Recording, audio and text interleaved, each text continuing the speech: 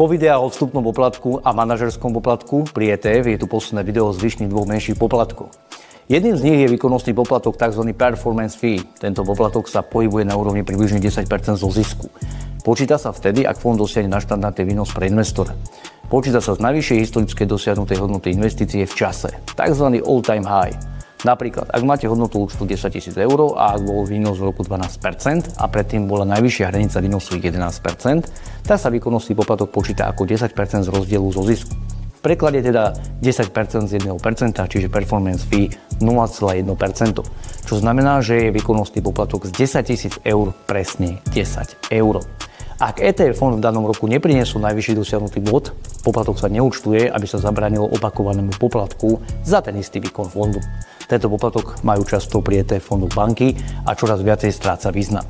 No a samozrejme je tu aj poplatok, ktorý si účtuje správca daného fondu, tzv. TER poplatok, a ten sa pohybuje na úrovni 0,1 až 0,5% ročne. Je to poplatok, ktorý klient nevidí a je často vzťahovaný z výnosu daného fondu.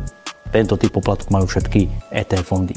Verím, že sa mi počas týchto troch posledných videí podarilo problematiku najvýznamnejších poplatkov pri ETF fondoch objasniť. Budem rád za váš komentár, či ste tejto sérii videí správne porozumeli. Ďakujeme za vašu podporu formou sledovania, zdieľaní, odberov a lajkov a nezabúdajte, peniaze sú čas.